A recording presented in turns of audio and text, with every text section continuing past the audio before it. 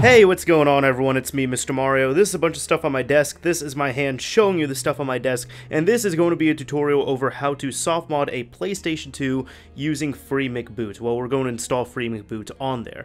So, first off, if you want to go straight to the method, I'm going to have a timestamp somewhere where you could jump to that if you're kind of familiar with the process. However, if you're brand new to this, if you want to know the process why we're going to do it this way, please just watch the video one time through and then go ahead and try it on your own. But trust me, it's quite easy to do. So first off, I'm going to explain the process and everything here. And by the way, all the software downloads and all the hardware I'm using, I'm going to have links to everything down below in the description, so you can go and check out the stuff and you can buy the stuff either I'm using or you can kind of mix it up with your own stuff. But point is, let's go ahead and get started with what we're going to need. First off, we're going to need an original fat PlayStation 2, not a slim model. I know FreeMCBoot works on slims up to some of the later revisions. I know the ones that it doesn't work on are the 90,000 models and anything higher if that exists. So if it's under a 90,000 model, then it will work on a slim. However, this install method will not work on a slim because we are going to need a hard drive for this. So of course, you're going to need your fat PlayStation 2, make sure it's working.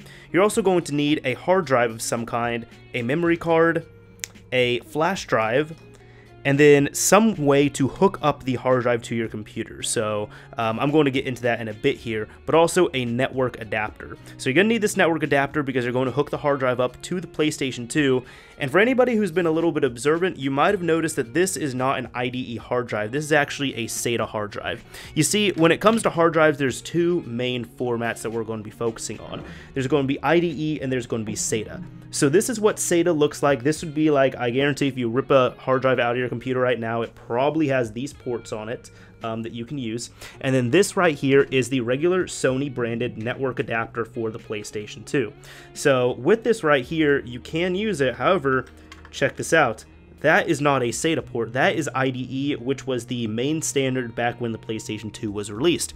So you have a few options and I'm going to name them off for you. Number one, you can use a compatible IDE drive. Some of them don't work, so there's going to be a compatibility list you can check out, and you can use a IDE drive. That's why I also recommend this, not only for convenience, but this little device right here lets me take any SATA hard drive or any IDE drive and hook it up to my computer using the USB 3.0 connector. So that's why I recommend something like this, especially if you have a newer computer. You probably don't have an IDE drive on there or any way to access IDE normally. So step one, you could use an IDE drive. Step 2, or option 2, you could also buy another piece. It's about $20, and I don't have a video on this yet, but I will at one point once I try it myself. However, I've heard good things about it. You can pretty much get a piece for about $20, and if you have some technical know-how, you can take this thing apart, replace the IDE connector with a SATA connector, and then that way you have the original network adapter that has network capabilities on it, so you could use LAN, you can go online, and it will work with SATA hard drives. The third and final option, which I'm going to be using right here, is for just under $20, you can get a off-branded third-party adapter right here, and this is already modified to work with SATA. So as you can see, this just works with the SATA drive. You pop your drive on there, you pop it in the PS2, you're done. The only caveat to this is these ones right here, even though it looks like a network adapter, this does not have network capabilities. That's actually just a little dummy switch right there. It's just a dummy port, that's all it is. So if you don't care about using network capabilities, if you don't want to do network loading or anything like that in the future, this would be a good option. However, if you ever want to connect your PS2 to your network or you want to go online, you might want to go with this and either use an IDE drive or modify it to use SATA drives. So once you decide on what you want to do, then we can actually get into the tutorial right here. Now, some people might also ask a few questions because there are several tutorials covering this on YouTube. They might say, oh, well, don't you have to pick up a game like Agent Under Fire and you have to patch the ISO? Don't you already need a memory card with FreeMCBoot on it? Or don't you already need a modified PlayStation 2 of some kind?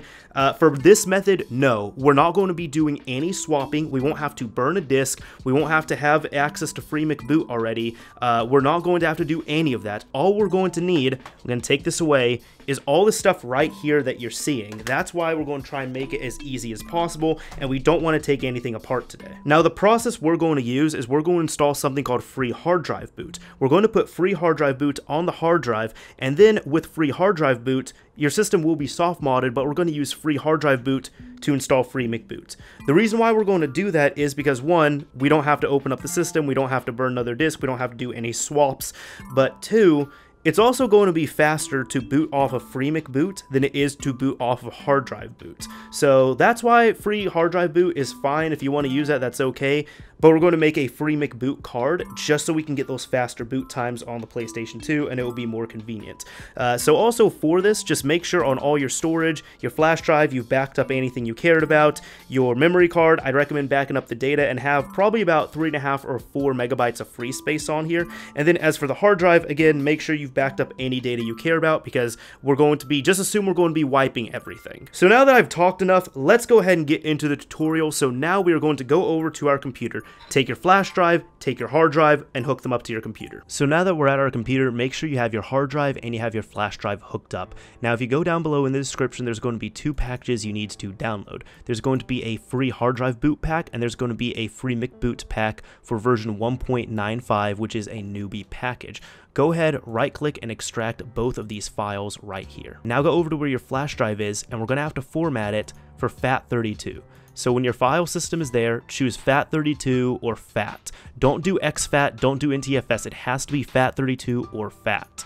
Go ahead, select default allocation size, we're going to format it like so, and now that's complete. Right here, once you're inside of your newbie package directory, you want to grab all of the files right here, right click, copy, and now go over to your flash drive and just paste them to the root of your flash drive like so. Once you confirm all the files are on your flash drive, you can go ahead, come over here, right click, eject the flash drive, and that's all we need from it. Now go back over to your packages and enter the free hard drive boot pack, and we're going to have 3 files.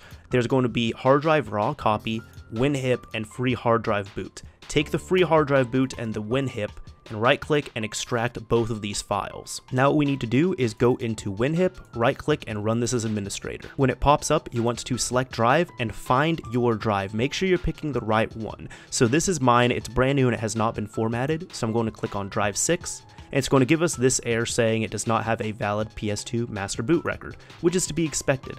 So we can go ahead, go to options right here once that is selected, and I'm going to select 48-bit HD loader.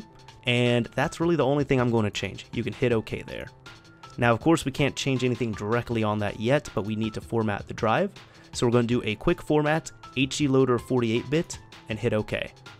We do want to format this, so we're just going to do our quick erase and format the drive to work on our PS2. Now, another important thing to note with this is that this build of WinHIP, to my knowledge, is limited to 255 games on a drive. So really, I'd recommend a 1 terabyte drive or lower, and as long as you have 255 games or under on there, that is totally fine. Now, once that's complete, it will say the HDL settings partition has been created. So it's also going to let you know that if you start this up with a PlayStation 2, it might have a software license for you to accept. Just go ahead and note that and hit OK. Now, as you can see, we could actually do stuff with the drive right here. So what we're going to do is we don't need a WinHIP right now. Go ahead and exit out of this, and we're going to go back here to hard drive raw copy, and we're going to right click, run this as administrator. Go ahead, continue with this, and we're going to install this on our computer right here. When it brings this up, we can go ahead and launch the program. If a license agreement comes up, go ahead and hit agree. Now, this might look a little bit daunting if you've never done this before, but trust me, it's easy enough to use. First, we need to select our source. So we're going to go down here to double click to open file, and we're going to find our free hard drive boot pack, and where that image has been extracted, we need the about 7.5 gigabyte free hard drive boot image, and press open. Now that this has been loaded into our list, we need to select that as a source, so make sure you highlight the free hard drive boot 1.93 image file, and press continue. Next, we need to pick our target, so this is very important. Make sure you select the hard drive that is going to be designated for your PS2. If you pick another drive, it's going to wipe it, so be very careful, but this is for sure my 500 gigabyte drive, and when you select the target, you can press continue. Now just double check and confirm our source is our image file, and our target is our drive that we want to use. Once you're ready, you can press start. And then when this comes up, you can hit yes, As you can see, it's now going to copy over that image file. So this might take a little bit depending on what type of connection you're using, but just wait a few minutes for this to finish up. Now a few minutes later, it's going to say 100% and it's going to come back over to this start option right here. We no longer need to do this again since we've already done it once, so we can go ahead, exit out of hard drive raw copy tool, and now you want to eject your flash drive, your hard drive, and take both of them out and pop them in your PS2. Take the flash drive and put it in one of the PlayStation 2's USB slots, take the memory card and put in one of the memory card slots, and take the hard drive, attach it to your network adapter, and pop it into the back of the PlayStation 2. When you turn on your PlayStation 2 with the hard drive, flash drive, and memory card all plugged in, you're going to come to this new menu on boot that is FreeHDBoot. What you want to do is go down to ulaunch ELF and press X to start it. When this pops up, you're going to press the circle button to enter the file browser, go down to mass and press X. Now when this comes up here, you're going to see all the files you copied to your flash drive. You want to go down to FMCB installer and press the X button to launch this file. Now once this menu comes up for your installer, this is what we're going to be doing. I'm going to go press the R1 button, and I'm going to press it again right here, and I'm first going to format my memory card. So this is an optional step. I'm doing this because I don't have anything I care about on this memory card, and if you've done the same thing or you've backed up your data, I'd recommend you do that as well too. So the memory card in slot 1 will be formatted. Yes, I'm going to continue and wait for this to finish up. Once that is complete, you can hit OK or X right there, and now you have two options. You can either install or you can do a multi-install. So if you're only going to use FreeMCBoot on this console and you have no intention of doing it on any other system, you can just press the install option. But I myself, I have multiple systems and I might want to use it on another system like a friend has, for example. So I'd actually recommend you do the multi-install if that is your intention. So select multi-install and press X, and then it's going to give you this warning right here, just letting you know that multi-install isn't the original way that FreeMCBoot was supposed to run. You can go ahead, understand that, and press OK, and then say the same thing here. Once it's selected your memory card, you can say yes, and it's now going to install FreeMCBoot. And now that's done, we can press X to continue, and we can now exit. So what I'm going to do is I'm actually going to turn off my console completely, and then we're going to turn it back on again with everything still hooked up there. So once you turn your system back on, you're now going to be greeted to FreeMCBoot version 1.95, and it will boot up much faster than it did off the hard drive.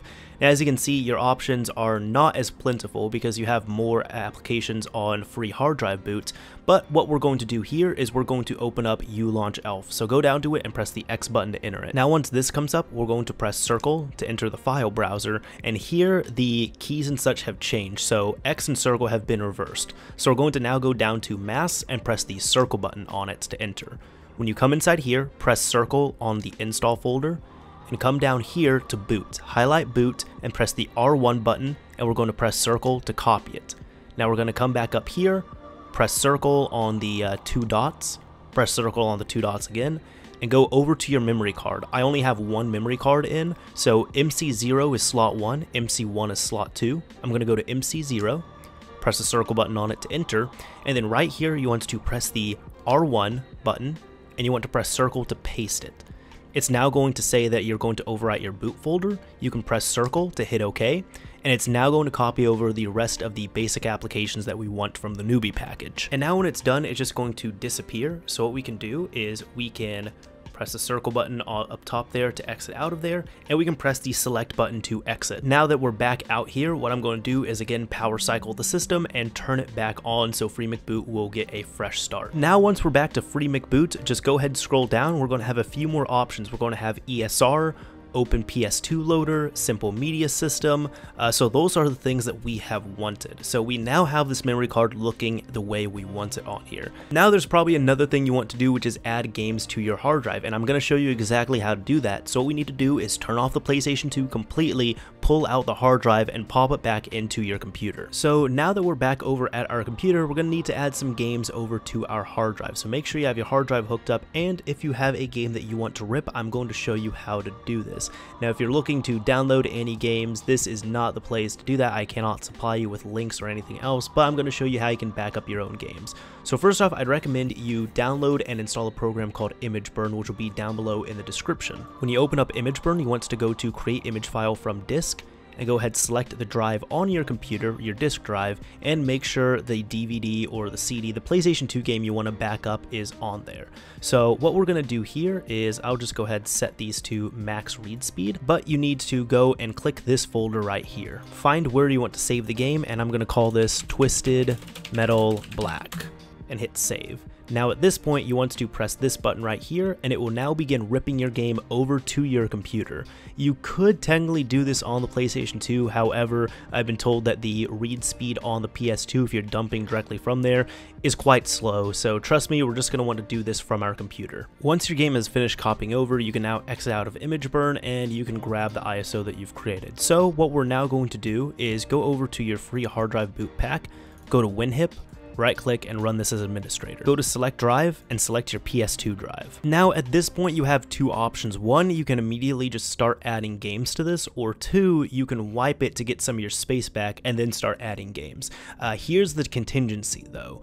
The reason why you might not want to wipe it is because if your memory card ever gets bunk, or if you ever lose your memory card or something, you're going to have a backup of free hard drive boot installed on your console, so that way it will always be soft modded in some way as long as the hard drive is in there.